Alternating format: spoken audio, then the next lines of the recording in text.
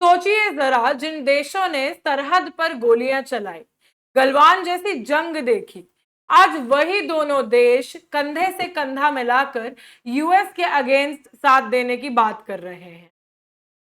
India और China, विश्व के सबसे ज्यादा आबादी वाले दो देश, क्या ये साथ विश्व क्रम की शुरुआत है? क्या ये साथ नए विश्व क्रम की शुरुआत है? इंडिया और चाइना ने पिछले कुछ वर्षों में बहुत चीजें देखी हैं, जिसमें geopolitical tensions, border politics, trade Wars, trade rivalries और बहुत सारी बॉर्डर पॉलिसीज के बारे में चर्चा देखी गई है। लेकिन अब ये साथ क्यों?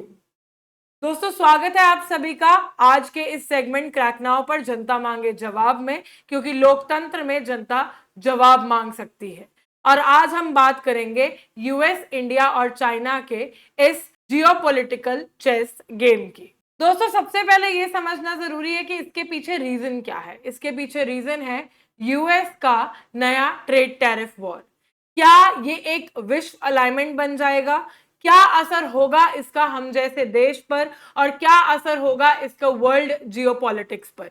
यही जानने की कोशिश करेंगे आज की हम वीडियो में। और शुरुआत करेंगे आज के इस इंडिया चाइना वर्सेस अमेरिका की, जो कि नया ट्रेड वॉर 2025 कहलाया जा रहा है। 2025 में अगर हम बैक में देखें तो प्रेसिडेंट ट्रंप ने टैरिफ अनाउंस किए। चाइना से आने वाले कई प्रोडक्ट्स, जिसमें टेक्नोलॉजी और स्टील के प्रोडक्ट्स इंक्लूडेड हैं, उस पर 40 से 50% का टैरिफ अनाउंस किया गया और इंडियन फार्मा और आईटी पे रिस्ट्रिक्शंस अनाउंस किए गए। यूएस का आर्गुमेंट क्या था कि भाई ये तो हम अपने देश को बचाने के लिए कर रहे हैं। वो तो कह रहे थे कि हम अमेरिकन जॉब्स और इंडस्ट्रीज को प्रोटेक्ट कर रहे हैं, ये तो डोमेस्टिक इंडस्ट्रीज को प्रोटेक्ट करने का एक मूव है। लेकिन एनालिस्ट ने और एक्सपर्ट ने इसे बोला नियो प्रोटेक्शनिज्म। क्या टर्म दिया गया? Neo protectionism. कि अगर फ्री ट्रेड नहीं है तो हमें एक नई इनविजिबल ट्रेड वॉल देखने को मिली इस टैरिफ की वजह से। इसीलिए इसका नाम पड़ गया टैरिफ ट्रेड वॉर। इसका नाम पड़ गया टैरिफ ट्रेड वॉर। इंडिया और चाइना जैसे एक्सपोर्टर्स के लिए, जो कि सबसे बड़े एक्सपोर्टर्स हैं, उनके लिए तो ये डायरेक्ट हिट से भी बुरा था। दोस्तों, अगर मैं कहूं कि जमाना जो है वो ग्लोबलाइजेशन का है और ग्लोबलाइजेशन के जमाने में तो फ्री ट्रेड प्रैक्टिसेस होने चाहिए, तो फिर ये इनविजिबल ट्रेड वॉल क्यों खड़ा किया जा रहा है? ये सबसे बड़ा सवाल है जिस पे जनता जो है चर्चा करने की कोशिश कर रही है, जिस पे जवाब मांगने की जो अपील है वो हो रही है। क्यों ऐसा हो रहा है, क्या कारण रहे हैं और इसका क्या इंपैक्ट रहने वाला है? दोस्तों, अगर मैं बात करूं तो यूएस जो है वो इंडिया और चाइना का सबसे बड़ा ट्रेडिंग पार्टनर रहा है। लेकिन इस टैरिफ ट्रेड वॉर पर चाइना के एम्बेसडर शू फियोंग ने एक बात बहुत क्लियर कर दी है कि इंडिया और चाइना इससे दोनों ही हर्ट हुए हैं, और दोनों अगर एक साथ आ जाएं तो एक बहुत बड़ा पावरफुल इकोनॉमिक फ्रंट बना सकते हैं, साथ में मिलकर एक पावरफुल खेल खेल सकते हैं। ऐसा क्यों है? क्योंकि इंडिया और चाइना दोनों 36% वर्ल्ड पॉपुलेशन के इक्वल हैं। दोनों की पॉपुलेशन को मिलाकर अगर देखा जाए तो विश्व की पॉपुलेशन 36% बन जाती है। दोनों की बायलैटरल ट्रेड अभी भी 135 बिलियन डॉलर्स के अराउंड है। और सबसे बड़ी बात, चाइना अपने आप को ग्लोबल साउथ में एक लीडर की तरह दिखाना चाहता है और इंडिया का सपोर्ट इसे बहुत क्रेडिबिलिटी देता है। यानी सीधी सीधी बात है, हिंदी चीनी हो गए भाई भाई। चाइना चाहता है कि इंडिया उसके साथ एक पावरफुल इकोनॉमिक फ्रंट बनाए, एक इकोनॉमिक ब्लॉक बन सकते हैं इंडिया और चाइना मिलकर, अगर बात की जाए तो। दोस्तों, लेकिन अगर मैं बात करूं कि इसमें इंडिया की डिलेमा क्या है, इंडिया क्यों इतना कंफ्यूज है, क्योंकि इंडिया के पास दो पहलू हैं, एक है अपॉर्चुनिटीज और एक है रिस्क। किस तरह की अपॉर्चुनिटीज हमें दिखाई दे रही हैं? अपॉर्चुनिटीज ऐसी दिखाई दे रही हैं कि अगर ये दोनों साथ में आ जाते हैं तो टैरिफ वॉर के अगेंस्ट एक जॉइंट नेगोशिएटिंग पावर बन जाएंगे, दोनों मिलकर एक बहुत बड़ा इकोनॉमिक फ्रंट बन जाएगा, जिससे दोनों देशों को मदद मिलेगी। दोनों देश एक दूसरे के साथ खड़े होकर एक पावरफुल हैंड की तरह काम कर पाएंगे। और दूसरी अपॉर्चुनिटी दिखाई दे रही है कि इंडियन एक्सपोर्टर्स को कुछ रिलीफ की तरह जो है ये काम करेगा, उनको रिलीफ मिल जाएगा। साइलेंस जो है उसने ऑलरेडी बुली को सॉफ्ट कर दिया है और चाइना जो है ट्रंप के टैरिफ के अगेंस्ट आ गई है, इंडिया के साथ फर्मली खड़ी हो चुकी है। रिस्क क्या इन्वॉल्व हो रहे हैं? अब मैं अगर रिस्क की बात करूं तो बॉर्डर डिस्प्यूट्स की यहां सबसे बड़ी बात आती है। गलवान क्लैश जो है वो आज भी फ्रेश मेमोरी है, इस कारण कहीं जियोपॉलिटिकल रिलेशंस खराब ना हो जाए तो वो चीजें रिस्क में काउंट हो जाती हैं। दूसरा रिस्क ये है कि ट्रेड का बहुत ज्यादा इंबैलेंस है। अगर मैं इंपोर्ट्स की बात करूं तो चाइना से जो इंपोर्ट्स हैं वो चाइना में जो इंपोर्ट्स हुए हैं वो $100 बिलियन प्लस है और एक्सपोर्ट्स केवल 15 से 20 बिलियन डॉलर के। ये इंबैलेंस एक वीकनेस को ये इंबैलेंस एक वीक स्पॉट है, एक वीकनेस को दर्शाता है। और तीसरी और सबसे बड़ी बात स्ट्रैटेजिक कंसर्न्स है। इंडिया जो है वो क्वाड का एक पार्ट है, यूएस, जापान, ऑस्ट्रेलिया इसमें, और इंडिया में इन्होंने जो बना रखा है क्वाड, इसका ये पार्ट है।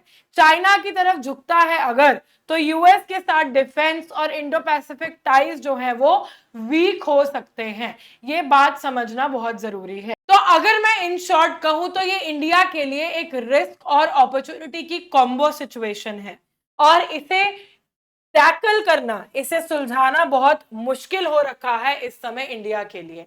इंडिया जो है बता तो रहा है कि चाइना के साथ जब नरेंद्र मोदी जी और शी जिनपिंग की मीटिंग हुई है तो उनको रिलेशंस जो है बेहतर होते दिख रहे हैं, पॉसिबल मीटिंग की बात की जा रही है।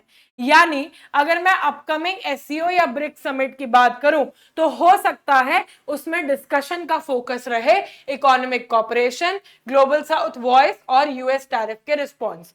और अगर ऐसा सच है तो पहली बार ऐसा होगा कि इंडिया चाइना पूरे वर्ल्ड में ओपनली एक यूएस ट्रेड पॉलिटिक्स के अगेंस्ट स्टैंड लेंगे। बहुत बड़ा सिंबॉलिक मूव हो सकता है ये जियोपॉलिटिकल सिचुएशंस को लेकर। आगे बढ़ते हैं और समझते हैं कि ये गेम चेंजर कैसे है। इंडिया और चाइना टुगेदर आना यानी ग्लोबल शॉकवेव लगना। इंडिया को अमेरिका को लूज करने का रिस्क तो है, लेकिन इंडिया को चाइना को पाने की अपॉर्चुनिटीज भी दिखाई दे रही हैं। इंडिया चाइना अगर यूनाइट हो जाते हैं तो एक बहुत बड़ा एशियन ब्लॉक बन सकता है जो यूएस के नेटवर्क्स को चैलेंज करने में हमें हेल्प कर सकता है और सप्लाई चेन को रेगुलराइज कर सकता है। दोस्तों दूसरी बात, ग्लोबल साउथ यूनिटी दिखाई दे सकती है। अफ्रीका और लैटिन अमेरिका जैसी कंट्रीज को भी एक मौका मिलेगा ये जानने का कि उनके पास एक ऐसी नई इकोनॉमिक पावर है जिसके पीछे वो रैली कर सकते हैं, जिसका सपोर्ट वो एक्सपेक्ट कर सकते हैं। और तीसरी बात, यूएस और एशिया का जो डिवाइड है, दो कोल्ड वॉर 2.0 के वाइब्स हमें इससे मिल रहे हैं अगर इंडिया और चाइना जो है यूनाइट हो जाते हैं तो। लेकिन इंडिया के लिए कुछ रिस्क है, वो ये है कि इंडो पैसिफिक टाइज जो है वो हमारे खराब हो सकते हैं और यूएस से जो डिफेंस और टेक सपोर्ट हमें मिल रही है उसमें एक नेगेटिव कर्व, एक डाउनवर्ड कर्व हमें दिखाई दे सकता है। क्वाड प्रोजेक्ट्स भी स्लो डाउन हो सकते हैं। इंडो पैसिफिक के प्रोजेक्ट्स हैं क्योंकि क्वाड के, वो सभी स्लो होने की संभावना दिखाई दे रही है। तो ये एक हाई स्टेक सिचुएशन हो चुकी है इंडिया के लिए। इसीलिए ये वाली जो चर्चा है, ये जो चेस गेम है, ये आजकल जियोपॉलिटिकल इशू बन चुका है। अगर मैं आगे बात करूं कि इंडिया का बैलेंसिंग एक्ट क्या होना चाहिए तो उसके बारे में बहुत डिटेल डिस्कशन हो चुकी है। इंडिया की फॉरेन पॉलिसी की स्ट्रेंथ है कि मल्टी अलाइनमेंट कर सकती है इंडिया। यूएस के साथ डिफेंस और टेक के लिए अलाइनमेंट कर सकती है, चाइना के साथ ट्रेड के लिए और रशिया के साथ एनर्जी और डिफेंस के लिए। हम देखते आए हैं कि इंडिया की अलाइनमेंट पॉलिसी यही कह रही है कि तीनों बड़े पावर्स के साथ इंडिया की अलाइनमेंट रही है, अलग अलग पहलुओं में, अलग अलग कॉन्टेक्स्ट को लेकर। लेकिन लाइकली पाथ क्या हो सकता है इंडिया का? ये हो सकता है कि चाइना के साथ सिलेक्टिव कॉपरेशन अपनाई जाए, यानी डब्ल्यूटीओ, ब्रिक्स और एससीओ द्वारा सिलेक्टिव क्या कहते हैं,